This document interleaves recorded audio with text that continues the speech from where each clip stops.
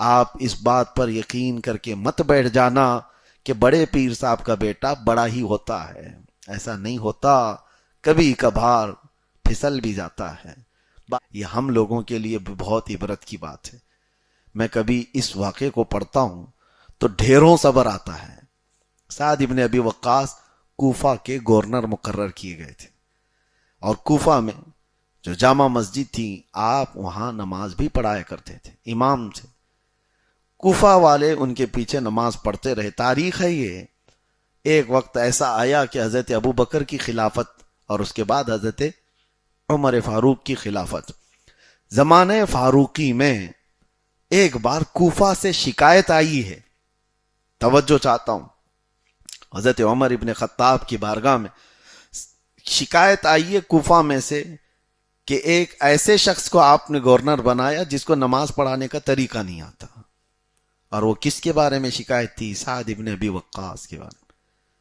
ظاہر سی بات ہے اس صحابی رسول کی شکایت ہوئی ہے، اس امام کی شکایت ہوئی ہے جس کو رسول اللہ صلی اللہ علیہ وسلم نے کہا میرے ماں باپ تم پر قربان۔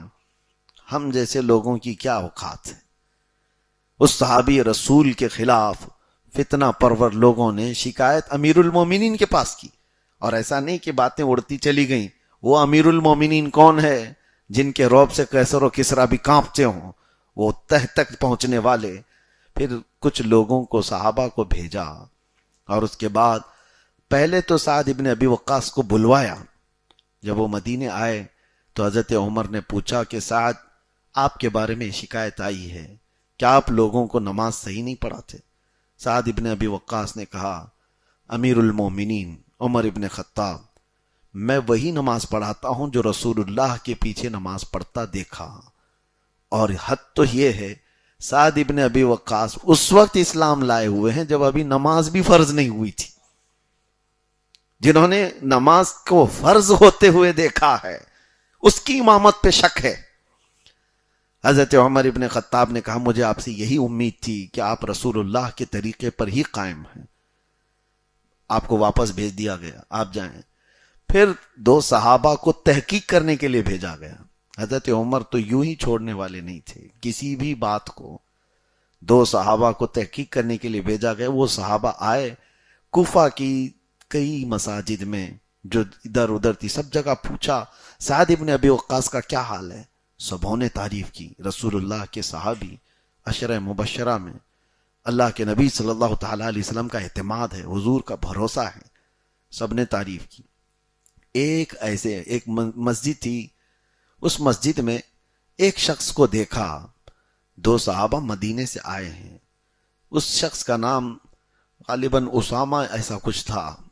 اس نے دیکھا کہ کچھ تحقیق کرنے کے لیے لوگ آئے ہوئے، اس نے کہا اگر سچ بات جاننا چاہتے ہو تو میں بتاتا ہوں۔ تو اس نے بلایا اور کہا حقیقت میں سعد ابن ابی وقاص عشاء کی نماز ایسے پڑھاتے ہیں، ویسے پڑھاتے ہیں، ان کے معاملات ایسے ہیں، نہ وہ جہادوں میں شریک ہوتے ہیں خود، جبکہ سعد ابن ابی وقاص کی عمر اس وقت کافی ہو چکی۔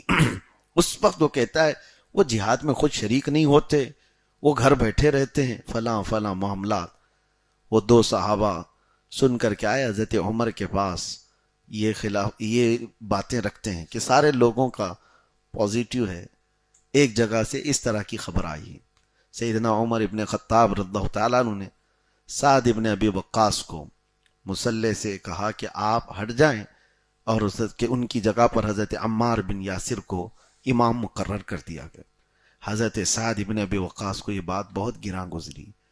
خلیفہ وقت کے خلاف نہیں، عمر ابن خطاب کے خلاف نہیں، آپ نے ایک جملہ کہا تھا، جس شخص نے میرے متعلق یہ کہا ہے مجھے امامت سے ہٹانے کے لیے، اگر وہ سچا ہے تو پھر اللہ تبارک و تعالی میری پکڑ کرے گا، اور اگر وہ جھوٹا ہے تو میں کہتا ہوں اے اللہ اس کی عمر لمبی کر دے۔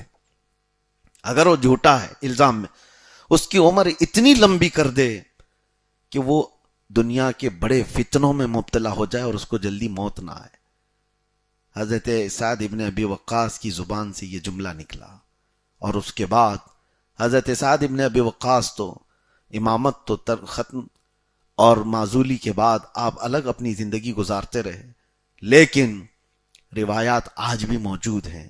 وہ شخص جو اسامہ بن عبد نام کا تھا، اس کو لوگوں نے دیکھا کہ اس کی عمر اتنی ہو گئی تھی کہ اس کی بھووں کے بال آنکھوں پہ ڈھک چکے تھے. بھووں کے بال بہت بڑھاپے میں کسی کے لمبے ہو جائیں اور ایج، اور آنکھوں پر پورے اس کے بھووں کے بال ڈھک جاتے تھے، اور اس عمر میں وہ لکڑی ٹیکتے ہوئے چوراہے پر آتا تھا اور لڑکیوں کو چھیڑتا تھا. غلیظ قسم کے فتنوں میں مبتلا تھا. لوگ اسے دیکھتے تھے اور کہتے تھے تیری عمر ہے یہ، تجھے زیب نہیں دیتا، اس عمر میں تو اس طرح کے فتنوں میں مبتلا ہے. وہ شخص کہتا ہے یہ سعد ابن ابی وقاص کی بد دعا مجھے لگ گئی، میں موت مانگتا ہوں لیکن ملتی نہیں، میں دنیا سے ان فتنوں سے جانا چاہتا ہوں لیکن ہوتا نہیں. تو میرے عزیزو، یہ بات پڑھنے کے بعد اندازہ ہوتا ہے کہ عشرہ مبشرہ میں موجود صحابی رسول کے خلاف فتنہ پرور اتنے بڑے فتنے کو انجام دے سکتے ہیں، تو باقی اماموں کا حال ہی چھوڑ دو.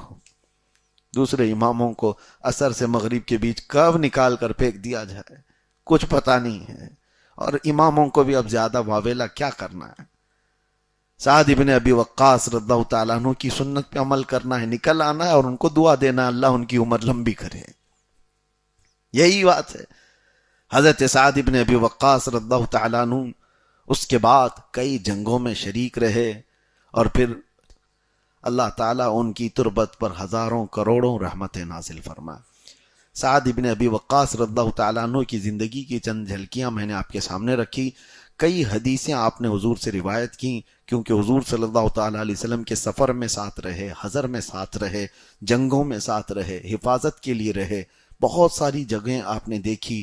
لیکن ایک ایسا حصہ بھی آ گیا زندگی میں، آپ کی زندگی میں تو نہیں ہوا، لیکن آپ کی وفات کے بعد آپ کے بیٹے کا نام ہے عمرو بن سعد. حضرت سعد ابن ابی وقاص کے بیٹے کا نام، فضیلت تو آپ نے پوری سنی سعد ابن ابی وقاص کی. عمرو بن سعد، عمرو بیٹے کا نام ہے. یہ وہ شخص ہے عمرو بن سعد جس نے کربلا میں سب سے پہلے امام حسین پہ تیر چلایا. معاذ اللہ رب العالمین. کبھی ہوتا ہے ولی کے پیٹ میں شیطان پیدا ہو جائے. یہ ایک بہت ہی عجیب سی چیز ہوتی ہے. جب میں پڑھتا ہوں صحابی رسول کون ہیں، باپ کیا مقام رکھتا ہے.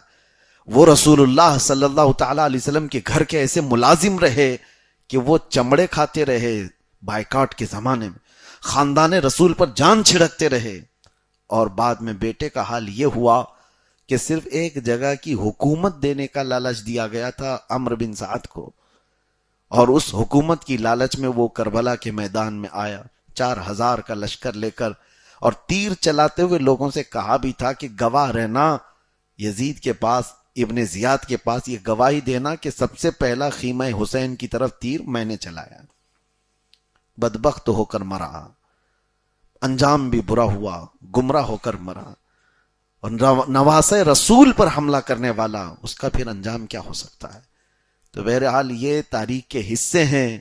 آپ اس بات پر یقین کر کے مت بیٹھ جانا کہ بڑے پیر صاحب کا بیٹا بڑا ہی ہوتا ہے. ایسا نہیں ہوتا.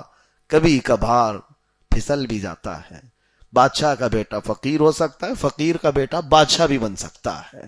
یہ تاریخ کے حصوں میں دیکھا گیا ہے. ہاں، ہمیں شریعت نے اسی لیے حکم دیا ہے. ہم شخصیت پرستی نہیں کرتے. باپ اگر بہت اعلیٰ ہیں تو بیٹے کی نسبت کی وجہ سے ادب تو کریں گے، لیکن بیٹا اگر کافر، مشرک اور فاسق رہا تو پھر اس کے باپ کی نسبت اسے کوئی کام نہیں دے سکتی. یہ فارمولہ ہمیشہ لے کر چلیں، چاہے وہ پیر صاحب کے ہاں ہو، چاہے کسی کے بھی ہاں ہو. بیٹا اگر لائق ہے تو وہ ہمارے سر کا تاج ہے، اور نالائق ہے تو پھر وہ ہمارے لیے کوئی رشتے کی اہمیت نہیں رکھتا. اللہ تبارک و تعالی کہنے سننے سے زیادہ عمل کی توفیق عطا فرمائے. حضرت سیدنا سعد ابن ابی وقاص رضی اللہ تعالیٰ عنہ کے وسیلے سے رب تبارک و تعالی ہمیں محبت رسول عطا فرمائے. میرے آقا صلی اللہ تعالیٰ علیہ وسلم کی محبت میں اور خدمت میں مر مٹنے کا جذبہ ہمیں عطا فرمائے.